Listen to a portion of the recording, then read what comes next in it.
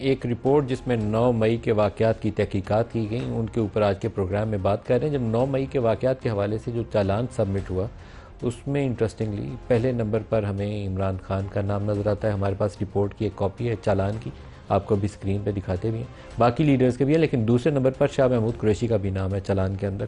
تو تحقیقاتی رپورٹ جو ہے اس کے مندرجات جو ہیں وہ کہتے ہیں شاہ محمود قریشی اور پرویز لاہی وہ براہ راست اس چارج شیٹ کے اندر ملوث اتنا نہیں ہے جتنا باقیوں کے اوپر الزام ہے۔ باقی لوگوں کے نام اندر لکھے ہوئے ہیں تحقیقاتی رپورٹ میں، لیکن چالان کے اندر دونوں کا نام سر فہرست ہے۔ عمران پہلے نمبر پر ہے، دوسرے پہ شاہ محمود قریشی، یہ آپ کی اسکرین پہ اس وقت نظر بھی آ رہا ہے۔ وارڈر صاحب، یہ معاملہ منتج کہاں ہوگا؟ کنکلوڈ بھی تو کرنا ہے نا، تقریباً 1.25 سال ہو گئے اس سارے معاملے کو چلتے ہوئے، اب کہیں نہ کہیں تو اس کو کلوز کرنا ہے۔ اس کا کلوجر کیا ہے اب اس سارے معاملے کا؟ دیکھیں ندیم ملک صاحب، سب سے پہلے میں آپ کو تھوڑا سا پیچھے لے جاؤں، بات کسی کو اچھی لگے بری لگے۔ 9 مئی کا واقعہ ہے، ماڈل ٹاؤن ابھی تک کلیئر نہیں ہوا ہے، ٹھیک ہے، وہاں بھی معصوم لوگوں کی جانیں گئی ہیں، لیکن یہ سب چیزیں پی ٹی آئی کے دور میں کب اور کیسے اور کیوں سٹارٹ ہوئی، اس کو بہت دیکھنا ضروری ہے، اور ذاتی ہوگی اور قوم کو یہ بات نہ پتہ چلے۔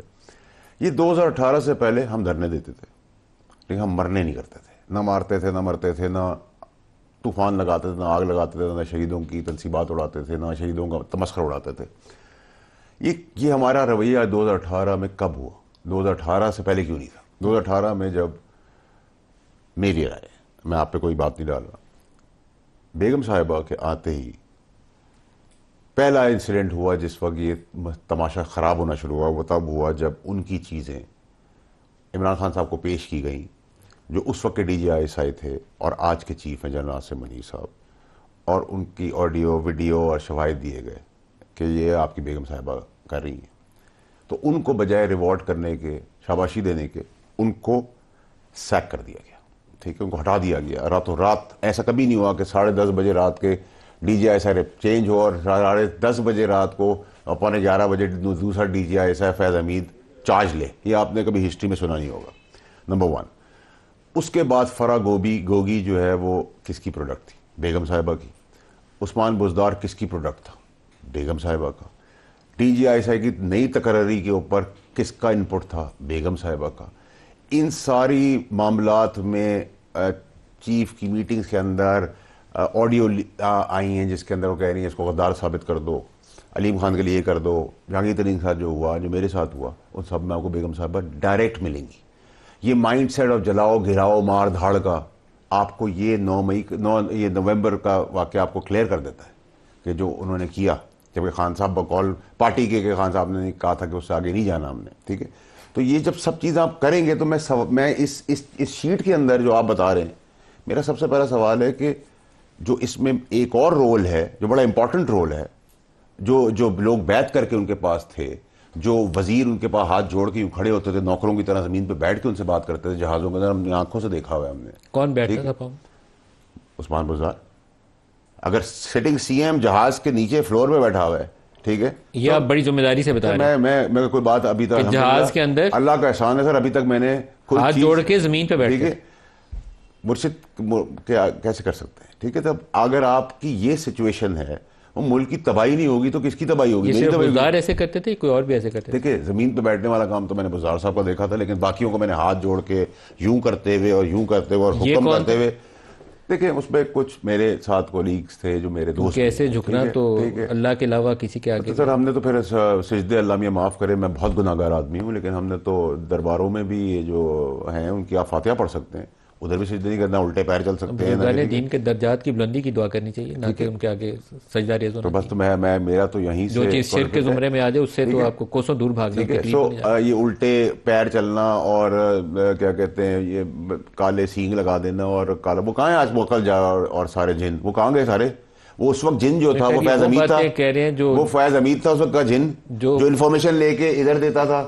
بیگم صاحب رات خواب میں دیکھتی تھی، وہ صبح خان صاحب کو پیش کر دیتی تھی، اور لابی بھی ساری کون خان صاحب قریب تھی۔ ان چیزوں کے شواہد نہیں ہیں، ان کے شواہد ہونے چاہیے۔ دیکھیں سر میری بات سنیں، وہ ہاتھ جوڑنے کے تو آپ نے دیکھ لیا نا، باقی چیزوں کے بھی شواہد ہونے چاہیے۔ دیکھیں میری بات سنیں سر، اس ملک میں اگر آپ ڈھونڈنے نکل آئے نا تو شواہد اتنے ہیں کہ انسان کو کھڑے کھڑے بخار چڑھ جائے۔ ابھی 60 ارب روپے کی چوری پکڑی ہے نا، آپ کو میں اور آپ مجھ سے حلف پہ اگر لیں گے کسی کی ایک ہیلپ کے بغیر اتنے شواہد دوں گا کہ بخار چڑھ جائے گا، ٹھیک ہے نا؟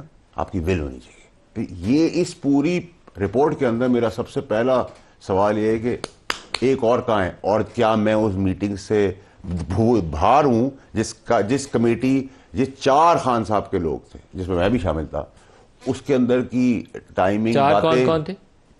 دیکھیں سر, میں اپنا بتا سکتا ہوں, ٹھیک ہے, میں باقیوں کا نہیں نام لوں گا, ٹھیک ہے سر, ان کے نام آگے آ جائیں گے, جب مجھے بلائیں گے تو میں بتا دوں گا, ٹھیک ہے.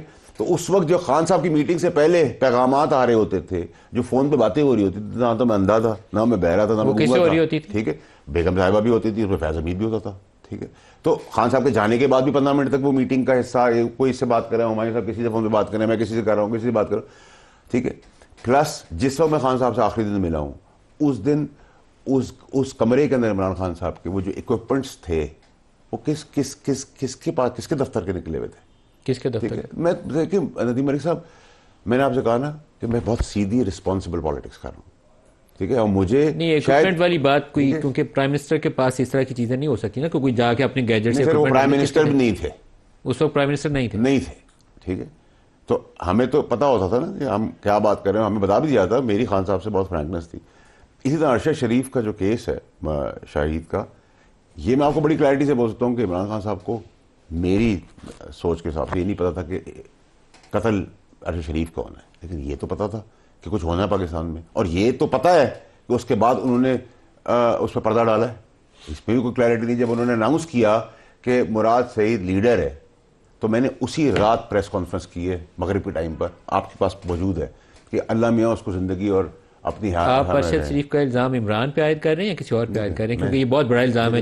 میں نے عمران خان صاحب کا نام نہیں لیا, ٹھیک ہے, میں نے آپ کو جو بات جتنی ہے اتنی بات کی ہے, ٹھیک ہے. میں آپ کو یہ کہہ رہا ہوں کہ ارشد شریف کا جب قتل کا کیس کھلے گا, کیوں مراد سعید ملک سے باہر ہے, یا جہاں بھی ہے ملک سے باہر ہے, ملک کے اندر جہاں بھی چھپا ہوا ہے, کیوں ہیں چھپے ہوئے, وجہ بتائیں نا آپ مجھے وجہ بتائیں. آپ لوگ یہ انویسٹیگیٹ کیوں کرتے؟ دیکھیں میری بات سنیں, ہر چیز آپ عمران خان پہ ڈال دیں, یہ بھی ذاتی کی بات ہے, ٹھیک ہے, لیکن اگر آپ کہیں گے گولی کس نے چلائی, تو ٹریگر تو عمران خان سے دبا ہے نا. 190 ملین پاؤنڈ کو سائن آف عمران خان صاحب نے کیا ہے. لیڈر وہ تھے, ہیڈ وہ تھے, پرائم منسٹر وہ تھے. فیض حمید اگر نہیں پشت پناہی اگر نہیں ہوتی عمران خان صاحب کے پرائم منسٹر, وہ اتنا بڑا جن بن سکتا تھا؟